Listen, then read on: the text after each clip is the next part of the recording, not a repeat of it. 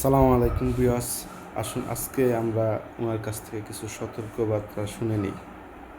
500 টাকা থেকে তারা শুরু করে সর্বনিম্ন লোন এবং 30-40 হাজার টাকা পর্যন্ত দিয়েছে এবং আপকা লোন কা টাইম হো গয়া হে এভাবে হিন্দিতে বলে বলে তাদের কাছ থেকে তারা লোনগুলো কালেক্ট করছে। অ্যাড দেওয়ার পরে যারা লোন নেওয়ার জন্য আগ্রহী হয় তারাই এখানে ঢোকে, লোভী। এই যে আমাদের ভার্চুয়াল জগতে অপরাধ অনেক ছড়িয়ে পড়ছে, আমরা না জেনে না বুঝে বিভিন্ন অ্যাপস ডাউনলোড করি এবং সেইগুলোর মাধ্যমে প্রতারিত হই। সাইবার ক্রাইম ইনফর্ম এটিউ নামে একটা অ্যাপস আছে, এই অ্যাপসটা ডাউনলোড করে আমাদের কাছে অনেকেই অভিযোগ দিতে পারে। সাইবার রিলেটেড অভিযোগগুলো খুব বেশি আসে আমাদের কাছে।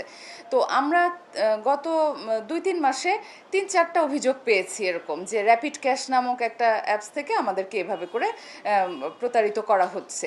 তো তখন আমরা একজনকে এরকম পেলাম যে কিনা বোয়ালিয়া থানার, আরএমপির বোয়ালিয়া থানার আন্ডারে কাজ, মানে বাদী। সে মামলা দিয়েছে বোয়ালিয়া থানায়। তো বোয়ালিয়া থানা থেকে আমরা এটা নিয়ে আমরা একটু কাজ করলাম, কাজ করে দেখলাম যে হ্যাঁ, এটাকে আমরা আইডেন্টিফাই করতে পারবো। বোয়ালিয়া থানা থেকে রিকুইজিশন নিয়ে আমরা মাঠে নামি কাজ করার জন্য। তখন আমরা প্রতারক চক্রের 7জনকে টোটাল আটক করি।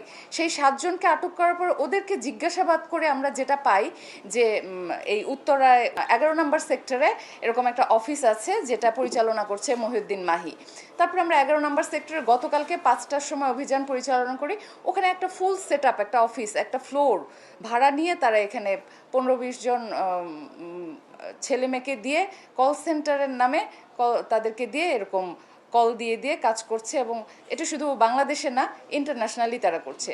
তারা পাকিস্তানি অ্যাপস এহসান ক্যাশ লোন, তারপর ক্যাশ প্রো ফাইন মোর এই নামে দুটো অ্যাপস, এবং ইন্ডিয়ায় ক্রেডিট বি এই নামে দুটো অ্যাপস। এই দুটো থেকে ওই ছেলে মেয়েগুলো দেখলাম ফ্লুয়েন্টলি হিন্দি উর্দুতে কথা বলতে পারে। ওদের ক্লায়েন্ট হচ্ছে ইন্ডিয়া এবং পাকিস্তানেও রয়েছে। তো তাদেরকে তারা লোন দিয়ে তাদের কাছ থেকে আপকা লোন কা টাইম হো গয়া হে এভাবে হিন্দিতে বলে বলে তাদের কাছ থেকে তারা লোনগুলো কালেক্ট করছে। এবং না দিলে, যেহেতু তাদের সমস্ত পার্সোনাল ডেটা তাদের কাছে থাকছে, এভাবে তাদেরকে ব্ল্যাকমেইল করে। তারা এনআইডি কার্ড চাইতো। আমরা বিকাশ বা নগদে যেভাবে একটা ছবি তুলতে হয় না অনলাইনে, ওরকম একটা ছবি তুলতে হতো। একটা পাসপোর্ট সাইজের এরকম ছবি তুলে নিত, তারপরে এনআইডি কার্ডের উভয় পিঠের ছবি নিত, তারপরে যদি কোনো কার্ড থাকে তার সেটা দিতে হতো। মানে আপনি যখন কাউকে লোন দিবেন তখন তো আপনার কিছু জামানত থাকে, বা জামানত হিসেবে ওরা এই জিনিসগুলোই নিত। আর তারপরে এটাতে যে লোন গ্রহীতা সে কনভিন্সড হতো যে আমার এই ডকুমেন্টগুলো দিলেই হয়তো যথেষ্ট, কিন্তু তার জানার বাইরে তারা অটো অ্যাক্সেস নিয়ে নিত। অ্যান্ড্রয়েডে যেহেতু তারা অ্যাপটা ডাউনলোড করতো, তখন ওখানে যে কল লিস্টটা থাকতো, কল লিস্টে যত নাম্বার আছে সবগুলো তারা নিয়ে নিত। ইভেন তার গ্যালারির ছবিগুলো নিয়ে নিত, যত পার্সোনাল ইনফরমেশন আছে। এই অ্যাপটা ডেভেলপই করেছে চাইনিজরা, এবং ওভাবেই ডেভেলপ করেছে যাতে তার অটোমেটিক সব কিছু তারা নিয়ে নিতে পারে।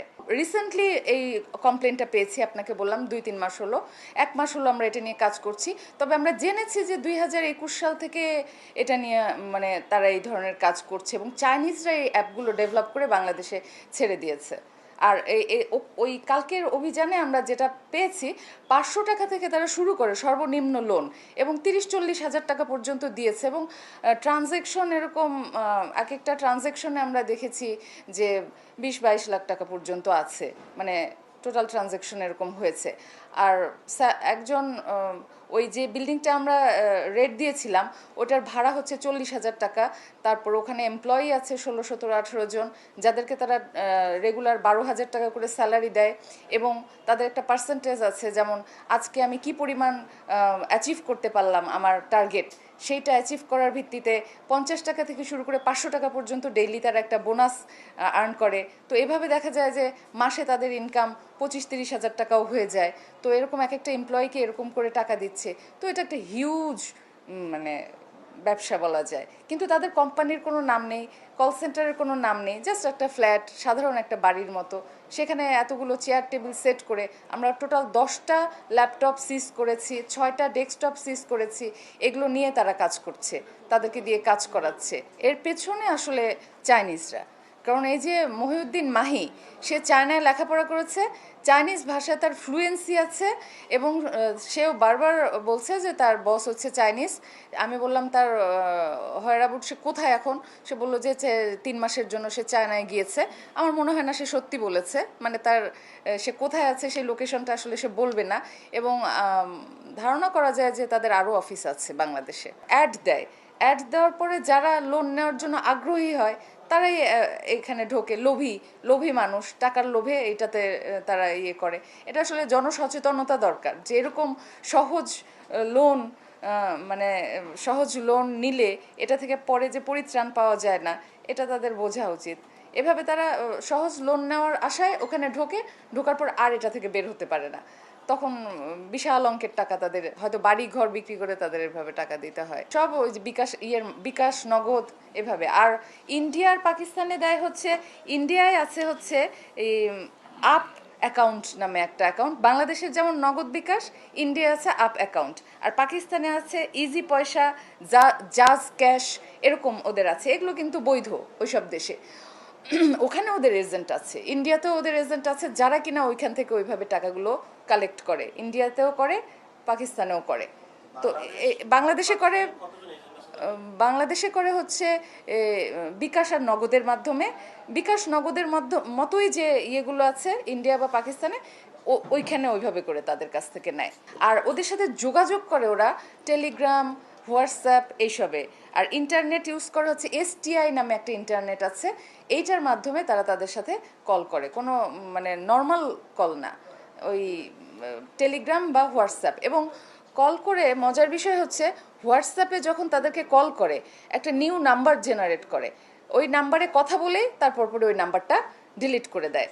পরে আবার নতুন নাম্বার ইয়ে করে তারপরে আবার ওটা দিয়ে কথা বলে। এবং যখন তাদেরকে নুড পিকচার পাঠায়, ওইখানে ওইটা ছবিটা গ্রাহককে পাঠিয়ে সাথে সাথে আবার সেন্ডার যে সে ডিলিট করে দেয়, যাতে কোনো মানে প্রমাণ না থাকে।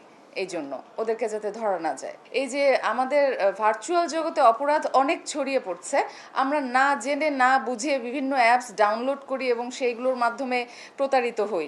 তো আমরা যে জিনিসটা বুঝি না, যে জিনিসটা জানি না, সেইটার ফাঁদে যেন আমরা না পড়ি। ইন্টারনেট একটা খুব সুন্দর, খুব ভালো জিনিস যদি আমরা এটাকে পজিটিভলি ইউজ করতে পারি। আর যদি আমরা না বুঝে ইউজ করি তাহলে আমরা প্রতারিত হব এবং আমরা নিঃস্ব হয়ে যাব।